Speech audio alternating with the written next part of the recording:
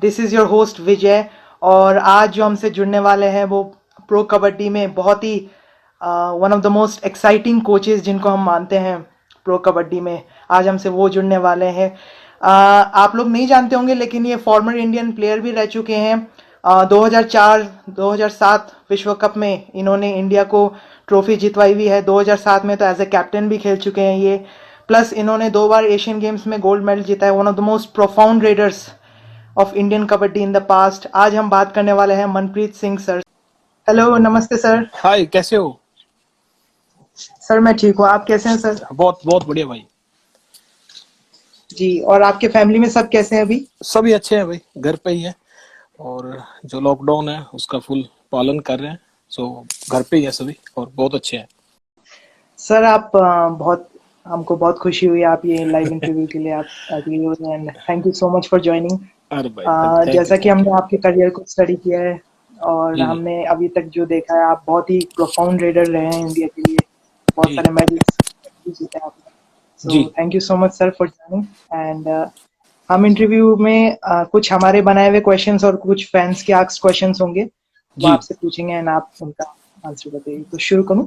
जी जी जी। Thank you so much sir.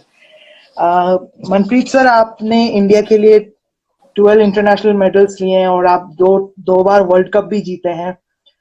सबसे बेहतरीन रेडर्स में से एक आपका नाम है उसमें। तो आपका कबड्डी में कैसे शुरुआत हुई? सबसे पहले आपने ये स्पोर्ट कैसे अडॉप्ट किया? स्पोर्ट्स ऐसा है कि मेरे गांव में बहुत अच्छी टीम थी मेरी विलेज की। तो वो अच्छे खेलते थे और उनको देख के ये लगता था कि मैं भी इनके साथ खेलूं अपने गांव की टीम में, क्योंकि पंजाब में बहुत सारे कंपटीशन होते थे कबड्डी के। तो घर मेरे परिवार में मेरे दादाजी को बहुत शौक था कि मेरे परिवार से कोई लड़का निकले और इंटरनेशनल लेवल पे खेले। तो वो था। और स्कूल के अंदर थोड़ा सा एजुकेशन में हाथ तंग था उस टाइम। तो स्कूल में भी काफ़ी अच्छी टीम थी हमारी, तो उनके साथ खेलना स्टार्ट जी कर दिया। तो धीरे धीरे धीरे धीरे बस आगे आगे फिर बढ़ते गए। भगवान ने हाथ पकड़ लिया और ई प्रसाद राव जी मिल गए हमें। तो उन्होंने अपने गांधीनगर एकेडमी में लेके गए। सो वहाँ से इंटरनेशनल करियर स्टार्ट हो गया।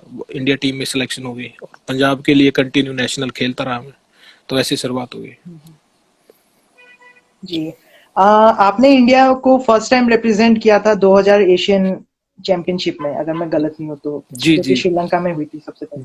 जी जी बिल्कुल। और जहां तक हमने एक न्यूज सोर्स में पढ़ा है, आपके ग्रैंडफादर जी ने आपको प्रॉमिस किया था कि अगर आप इंडिया के लिए खेलेंगे तो हम एक मोटर बाइक आपको गिफ्ट करेंगे। तो उस स्टोरी के बारे में हमें जरा बताइए ना आप।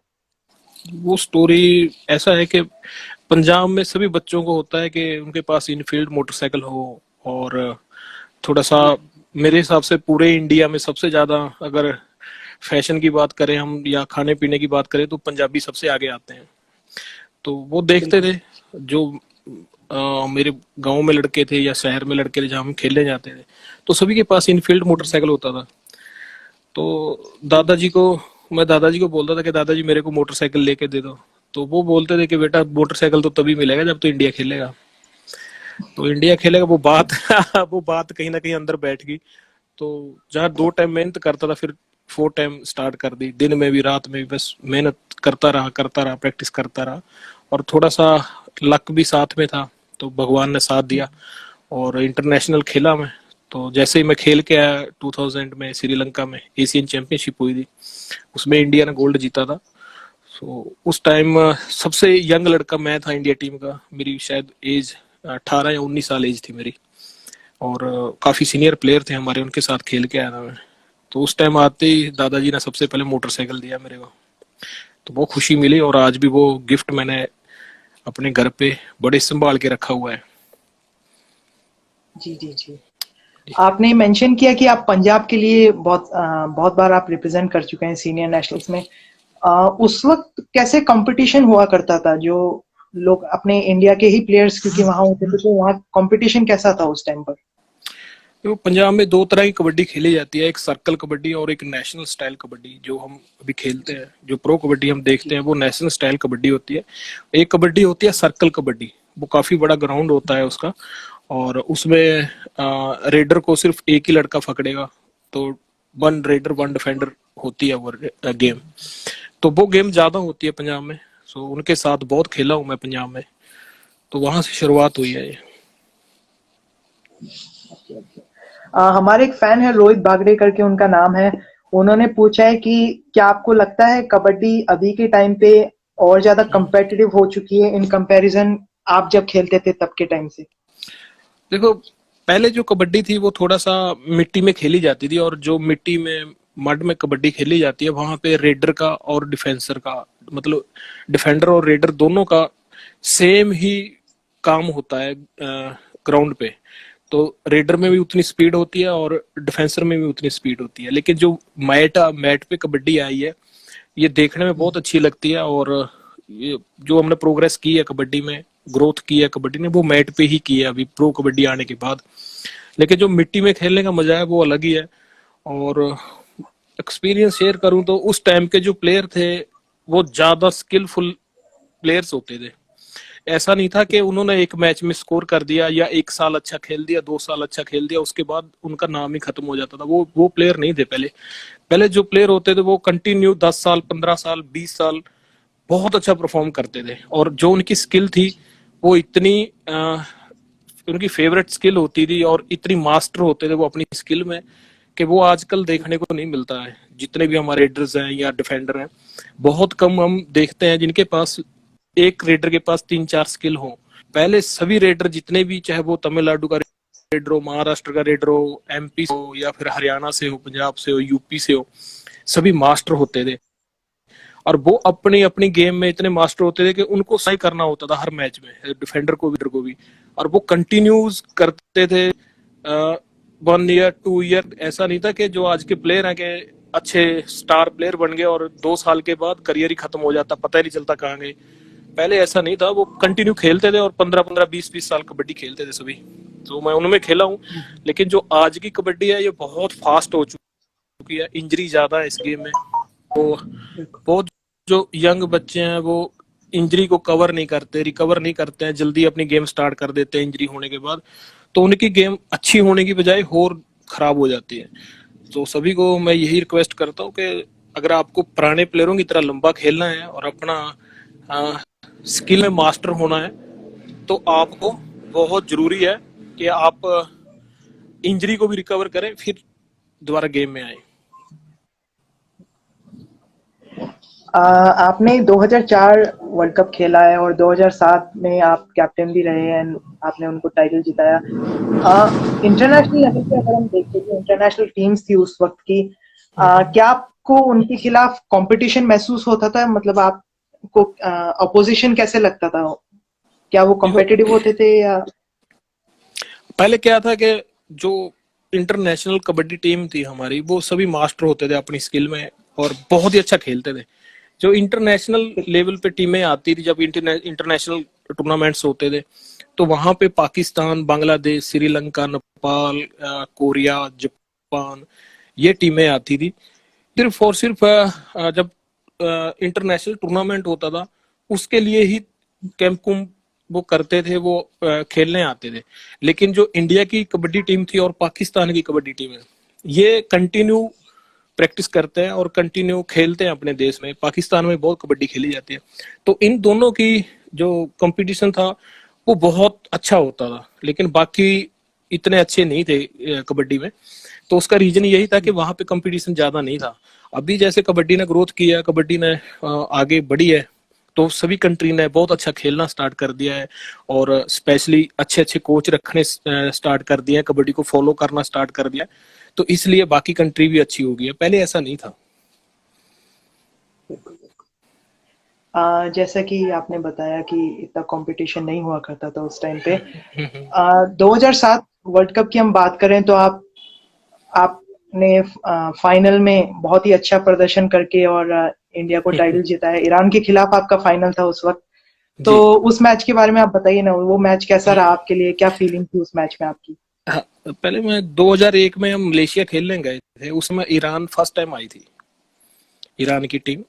तब उनको खेलना भी नहीं आता था, ईरान को कैसे खड़ा होना है, कैसे खेलना है। लेकिन 2007 में हम वर्ल्ड कप खेले, 2006 में एशियन गेम खेले, तब उनको बहुत अच्छे से उन्होंने कबड्डी को फॉलो किया और बहुत अच्छे से उनकी स्किल कबड्डी में मतलब मास्टर हो गए थे वो 5-6 साल में खेल खेल के, और अपने इंडिया के कोच वहां पे जा जाके उनको बहुत ट्रेंड कर दिया था। तो जब 2007 में इंडिया में बॉम्बे में वर्ल्ड कप था, फाइनल मैच था हमारा ईरान से, तो ईरान इतनी अच्छी हो गई थी कि हमारे उस टाइम के जो कबड्डी के स्टार प्लेयर थे इंडिया के, चाहे वो पंकज सिरसट हो, नवीन लड़का हो, नेवी में था नवीन हरियाणा से, राकेश था हमारा, और दिनेश लड़का था, तो बहुत अच्छे अच्छे प्लेयर थे। 12 के 12 प्लेयर हमारे टॉप थे इंडिया के, जिनमें मैं भी एक था। तो हम सभी को उन्होंने कम से कम भी 40 मिनट के मैच में 25-30 मिनट तक उन्होंने हमें बहुत जबरदस्त टक्कर दी, और लास्ट में जाके हम बड़ी मुश्किल से उनसे जीते थे, क्योंकि वो डिफेंस भी बहुत अच्छा करते थे और रेड भी बहुत अच्छी करते थे वो। तो हम जीते हैं वर्ल्ड कप ईरान से। और उसके बाद ईरान ने जो दबदबा बनाया है कबड्डी में, वो हमने देखा ही है अभी 2018 में एशियन गेम में इंडिया को उन्होंने बीट कर दिया और टाइटल जीत लिया एशियन गेम का। तो वो क्या है कि लगन है, जो भी अपनी लगन से मेहनत करेगा वो जीतेगा ही एक दिन। तो उस वक्त की जो ईरान टीम थी, जहां तक हमें पता है कि गोलाम रेजा भी सर भी वो खेल चुके हैं, उस वक्त की ईरान की जो टीम थी और अभी की जो ईरान की टीम है, क्या मतलब वो थोड़ी सिमिलर थी या अभी और ईरान इम्प्रूव होकर के आई है? नहीं नहीं नहीं नहीं, अभी जो ईरान कबड्डी खेल रही है वो बिल्कुल ही डिफरेंट है। पहले वाली कबड्डी नहीं खेलता ईरान, क्योंकि ईरान हमें सिर्फ इसलिए टक्कर दे पाई थी 2007 में भी, तब भी इंटरनेशनल कंपटीशन सिर्फ मैट पे होते थे, और जो बाकी टूर्नामेंट्स होते थे, चाहे नेशनल लगा लो, फेडरेशन कप लगा लो, वो सभी हमारे होते थे मिट्टी में। तो इंडिया के जितने भी ए ग्रेड टूर्नामेंट और मैच सिर्फ हमें मिलता था इंटरनेशनल कंपटीशन में। तो ईरान, जब से ईरान ने स्टार्ट किया है कबड्डी, वो कंटिन्यू मैट पे तैयार हुए हैं उनके प्लेयर्स, उन्होंने मैट पे कबड्डी सीखी है, वो मिट्टी में नहीं खेले कभी। तो इसलिए हमें थोड़ी दिक्कत आई थी वर्ल्ड कप फाइनल में 2007 में।